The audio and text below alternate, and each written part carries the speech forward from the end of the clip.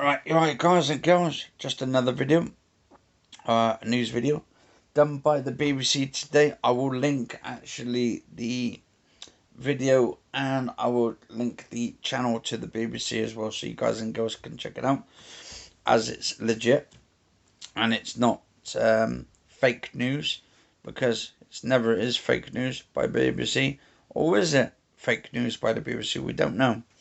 So I'm only going on the proof of what they've been putting on BBC or whatever web pages they've been doing. So it's just up to you guys and girls to decide if it is or not any good.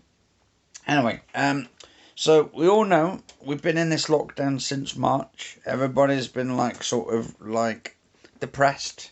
People have lost their jobs. People are not going to work, not being able to get any money because this stupid virus going around, and not being able to put the money into the government. So that means the economy is going straight down.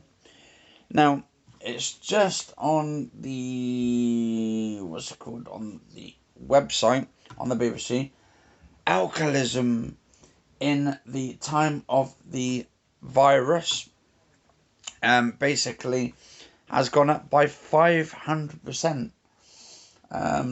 So alcohol abuse has increased during the virus pandemic, according to the British Liver Trust, which has reported a 500% rise in calls to its helpline since lockdown began in March. There's three people sharing their sort of alcoholism during the period. Not very nice, because some of them, 3 stories, were that they were depressed, and they just kept drinking and stuff, and it became a sort of a problem.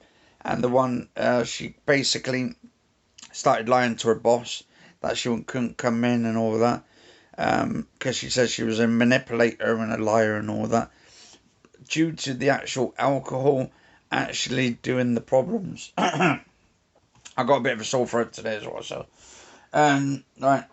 So she goes, I got a doctor's certificate so I could spend lockdown drinking. Her name's Tracy. Says she is an amazing liar when she is drinking. Well, most people who drink alcohol that excessively can lie really well, but they always get caught out in the end. Just mind you on that. Anyway, with the lockdown, I thought we were all going to die, she said. So I got a drink. I got drunk for a week. She goes, I covered myself so I would not lose my job this time. I knew I was going to drink, so I phoned them and got a doctor's certificate. The virus was a great cover story. No one was seeing you. You could do it over the phone. As an alcoholic, I'm very manipulative, and I am an amazing liar when I'm drinking. I bought 6 bottles of wine, a bottle of vodka, and a bottle of brandy. I just wanted to die. I really wanted to, wanted to. She goes, I felt like I was a complete failure, and there was no way forward. Even when I was drinking, I was holding my nose, didn't even like the taste of alcohol, and I wanted to drink it quickly so I could get into oblivion.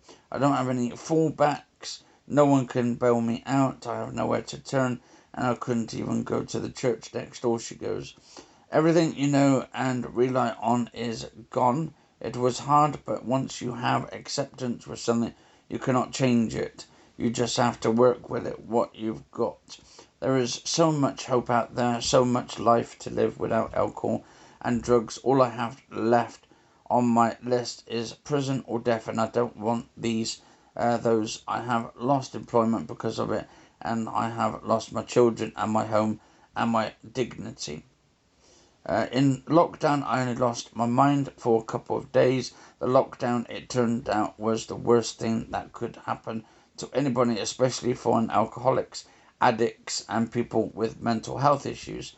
as we isolate ourselves. But I've got myself back on track, and I'm now 2 months sober, and the depression is still there. If I don't pick up a drink, I can get through with it, and I can deal with it. As soon as I pick up a drink, I'm gone. So that's just like it says, if you struggling with alcohol issues, how to find help and advice, just different things. But that's just one story out of the 3 possible stories. And there's many people out there during this lockdown have felt the sort of the burden of the lockdown, losing their jobs or not working, or just been laid back or laid off work. And it just seems to be sort of trending now. A lot of jobs people are losing, a lot of businesses are going down the drain. And also it was said about basically a lot of people now, a lot of the pubs are starting to die out. Apparently a third of the pubs around the UK are starting to close due to the fact that people are staying at home more. They're drinking more at home. They just don't really give a damn what they're doing. They just stay at home because it's more non-social for them. Just to sit at home and just like sort of do whatever they do on their own.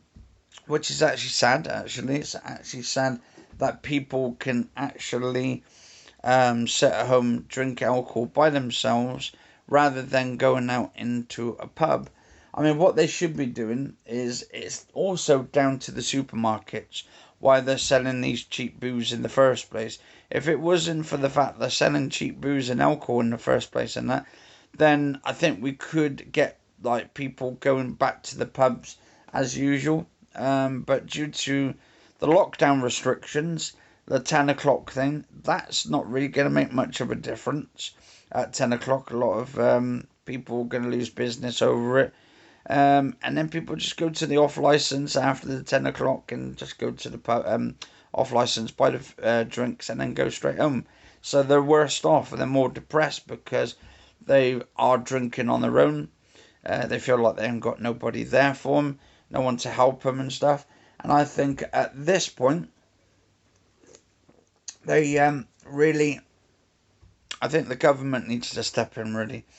And it didn't really help the government when they did this 10 o'clock thing, and yet when the Houses of Parliament themselves, when they had a pub or they got a bar there, they didn't close up until like gone 10, 11, 12 o'clock at night, due to the fact that their double standards don't care.